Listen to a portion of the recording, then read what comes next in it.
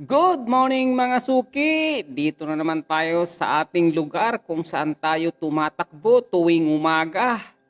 Bago po tayo mag-umpisa mag-stretching ay mag-video muna tayo kasi napakaganda talaga ng lugar na ito pag umaga. Napaka-aliwalas ng kapaligiran dahil napakalawak ng white sand. At kahit umaga pa lang ay marami ka na rito makikitang naliligo at naglalaro ng basketball, volleyball at nagwo-walking. Dahil napakasarap po sa pakiramdam pag dito po tayo tumatakbo at naglalakad. Nakikita nyo naman po yung mga ibang lahi ay talagang marami po naliligo. Ditong banda ay siyempre videohan muna natin yung mga ating mga yati na nakaparking ay talagang napakasip po ng pinaparkingan nitong mga yati ay dahil nasa bakuran. Talagang matindi yung bakod, napakataas po ng bakod. Kahit malakas yung alon sa kabila, dito po sa mga yati kong ito ay talagang napakabanayad po ng tubig.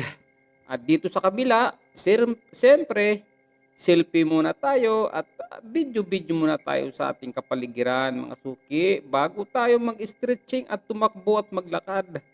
Kasi napakaganda talaga pag umaga, pag sa mga ganitong oras, nakikita nyo naman yung kapaligiran.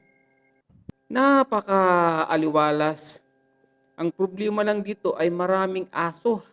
At umpisahan natin maglakad-lakad muna bago tayo mag-stretching papunta sa ating lugar kung saan tayo mag-stretching dahil magandang lugar dito sa aking pinag-stretching dahil maraming puno. Ang mahirap dito kasi maraming aso pero yung mga aso naman dito ay hindi naman katulad sa atin na nangahabol. At siyempre, bago tayo magtakbo, mag-stretching muna tayo mga suki para mabatak naman yung ating buto. Hindi naman tayo halata nasa 50 na dahil lumalaban tayo. Kailangan natin ng mga ganitong exercise, takbo, lakad. Yan lang ginagawa ko mga suki. Huwag tayo magpuwersa sa ating pagtakbo dahil hindi naman tayo sasali sa marathon kung hindi gusto lang natin na maging physically fit. Hindi naman tayo hindi naman natin sinasabi na hindi na tayo magkakasakit. Sabi nga nila, mas maganda yung gumaganito tayo kaysa nakahiga lang tayo sa ating higaan, nakaupo, na nagsisilpon, na mahirap naman po yung ganon dahil masisira din po yung mata natin. Sa totoo lang, dito ako nasira yung mata ko sa kagagamit ng cellphone.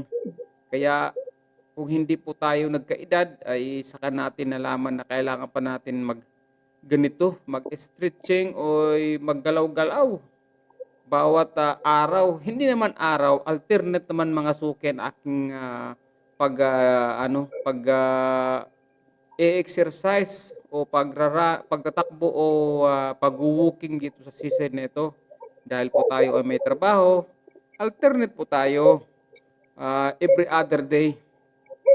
Napakasarap po sa pakiramdam mga suki pagkatapos po natin mag-jogging.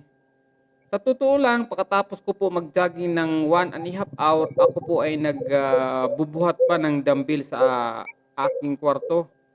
Mga ilang set po ng dumbbell, ang shoulder at saka ano ba ang tawag nito? Bicep. Yun lang mga suki yung ginagawa ko sa aking buhay bilang buhay LDR, ika nga, long distance relationship dahil tayo po ay nasa ibang bansa at nasa Pinas po ang ating mga mahal sa buhay. Sa totoo lang mga suki, napakahirap po talaga ang kalagayan ng isang OFW. Masarap lang po pakinggan ang salitang OFW, pero once na naranasan nyo po bilang isang abroad ay talagang mapapaiyak po kayo dahil mahirap po mawalay sa ating mga mahal sa buhay. Hindi natin nasusubaybayan yung ating mga anak sa kanilang paglaki. Pero balang araw, magkakasama rin tayo sa ating mga gustong mangyari sa ating buhay.